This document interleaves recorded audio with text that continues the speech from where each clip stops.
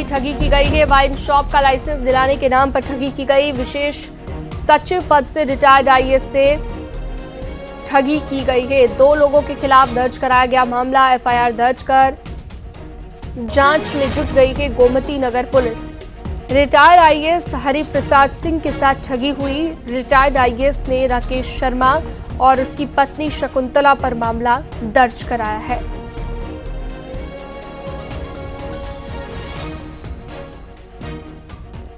तो बड़ी खबर इस वक्त हम आपको बता रहे हैं, जहां पर 2 लोगों के खिलाफ दर्ज कराया गया है मामला। रिटायर्ड आईएएस से 1 करोड़ की ठगी की गई है।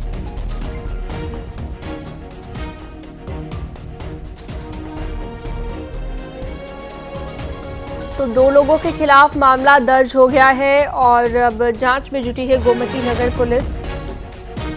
मामले को लेकर लगातार पूछताछ अब की जा रही है। वाइन शॉप का लाइसेंस दिलाने के नाम पर ठगी की गई। ऋषभमणि त्रिपाठी हमारे साथ जुड़ गए ज्यादा जानकारी के साथ। ऋषभमणि, पूरा मामला बताइए और अभी क्या लेटेस्ट अपडेट है? देखिए, हरिप्रसाद सिंह 2017 में विशेष सचिव के पद से रिटायर हुए थे, आईएएस के पद से, और उनके एक परिचित ही थे चिन्हट के रहने वाले राकेश शर्मा, जिनकी पत्नी का नाम शकुंतला बताया जाता है। उन्होंने उस वक्त भी हरिप्रसाद सिंह से कहा कि उनके तमाम शराब के ठेके हैं, उनके पास कई लाइसेंस हैं, वो भी रिटायरमेंट के बाद चाहें तो इनके साथ पैसा लगा सकते हैं, इस बिजनेस में उतर सकते हैं। लिहाजा हरिप्रसाद सिंह इनकी बातों में आ गए और कई किस्तों में करीब 1 करोड़ रुपए उन्होंने राकेश शर्मा को दिए हैं। लेकिन बावजूद इसके इनको कहीं भी कोई लाइसेंस नहीं मिला, कोई ठेका नहीं मिला है। और हरिप्रसाद सिंह का ये भी आरोप है, ऐसे तमाम लोगों के साथ राकेश शर्मा और उनकी पत्नी ने मिलकर ठगी की है इन्वेस्टमेंट कराने के नाम पर। लिहाजा उन्होंने गोमती नगर थाने में एफआईआर दर्ज करा दी है राकेश शर्मा और उनकी पत्नी के खिलाफ। एफआईआर दर्ज कर मामले की जांच में जुट गई है गोमती नगर पुलिस। ठीक है, बहुत शुक्रिया तमाम जानकारी के लिए आपका ऋषभमणि।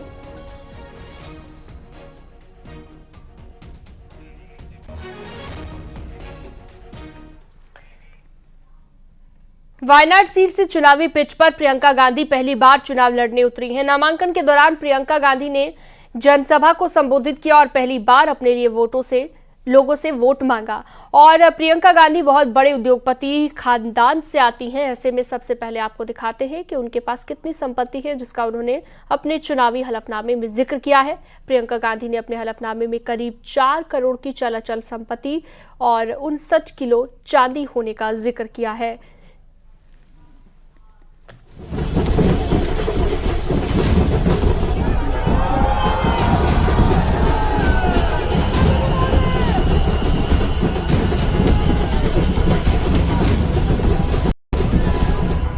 जिस वायनाड सीट को गांधी परिवार के लिए सबसे सेफ माना जाता है, जिस सीट से राहुल गांधी लगातार जीतते आ रहे थे, उस सीट पर अब प्रियंका गांधी की कांग्रेस ने धमाकेदार एंट्री करवाई है। नामांकन से पहले रोड शो कर कांग्रेस ने शक्ति प्रदर्शन किया। उसके बाद सोनिया गांधी की मौजूदगी में प्रियंका गांधी ने नामांकन किया। I was saying that it has been 35 years since I have been campaigning for different elections. This is the first time that I am campaigning for your support for myself. She will put her entire energy into looking after the people and the problems of Wayanad. And don't forget, I am your unofficial member of parliament, so I am also allowed to come here and interfere and do the work in Wayanad. हालांकि प्रियंका गांधी कांग्रेस की राजनीति में पर्दे के पीछे से काफी लंबे समय से एक्टिव थी। रायबरेली में अपनी मां के लिए मेहनत किया तो अमेठी में राहुल गांधी के कंधे से कंधा मिलाकर मजबूती दी। लेकिन अब वायनाड से उपचुनाव का नॉमिनेशन कर पहली बार राजनीति के दंगल में चुनाव लड़ने के लिए खुद उतरी है।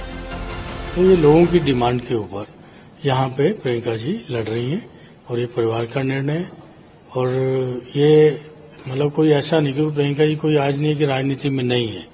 ये उन्होंने राहुल जी के इलेक्शन, सोनिया जी के इलेक्शन, कैप्टन श्री शर्मा का इलेक्शन और मेरा इलेक्शन और शीला कौल जी का इलेक्शन, सब इलेक्शन उन्होंने लड़ाए। तो उन्होंने इलेक्शनिंग की, उनको बहुत पुरानी नॉलेज है।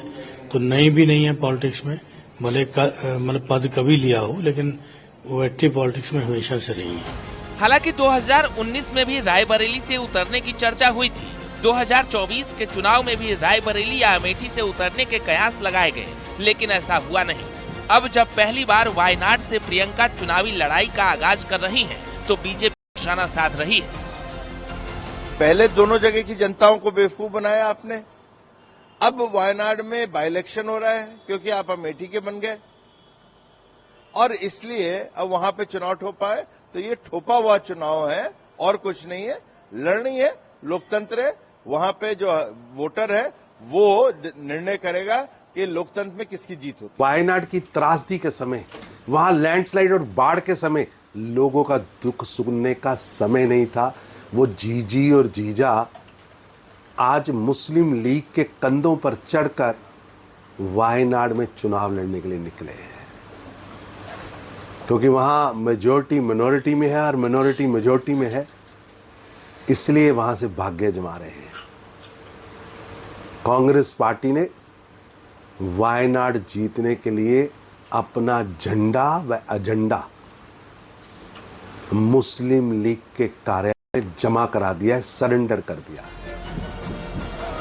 दरअसल लोकसभा चुनाव 2024 में राहुल गांधी ने केरल की वायनाड और यूपी की रायबरेली लोकसभा सीट से जीत हासिल की थी। बाद में उन्होंने गांधी परिवार की पारंपरिक सीट रायबरेली को चुना और वायनाड छोड़ दी, जिसके बाद हो रहे उपचुनाव में राहुल की जगह प्रियंका गांधी चुनावी मैदान में उतरी है। Bureau report, news 18।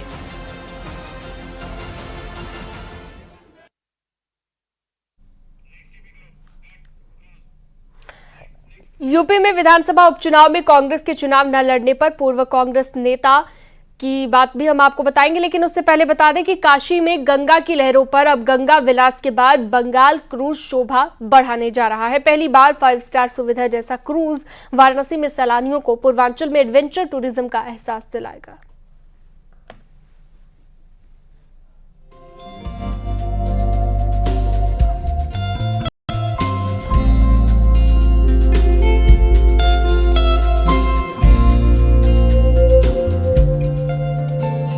गंगा की गोद में खड़ा ये बेहद ही आकर्षक क्रूज, आलीशान कमरे, मनोरंजन, खाने की सुविधा, लाइब्रेरी की सुविधा और कल कल बहती बाहर गंगा।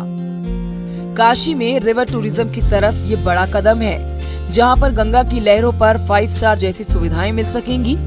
ये बंगाल क्रूज एक आलीशान होटल की तरह है, जहां पर सैलानियों को तमाम सुविधाएं मिलेंगी। क्रूज में कमरे किसी बड़े होटल की तरह दिखाई पड़ते हैं। डिलक्स, सुपर डिलक्स और सिंगल बेडरूम बने हुए हैं। 2 फ्लोर के इस क्रूज पर कुल 20 कमरे हैं, जहां एसी की सुविधा भी दी गई है।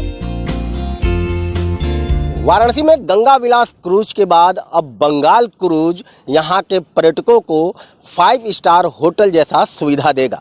यह क्रूज इस वक्त वाराणसी में 20 गंगा में पर्यटकों को लेकर के आ गया है और बाकायदा पर्यटकों को इस वक्त बनारस का सैर करवा रहा है।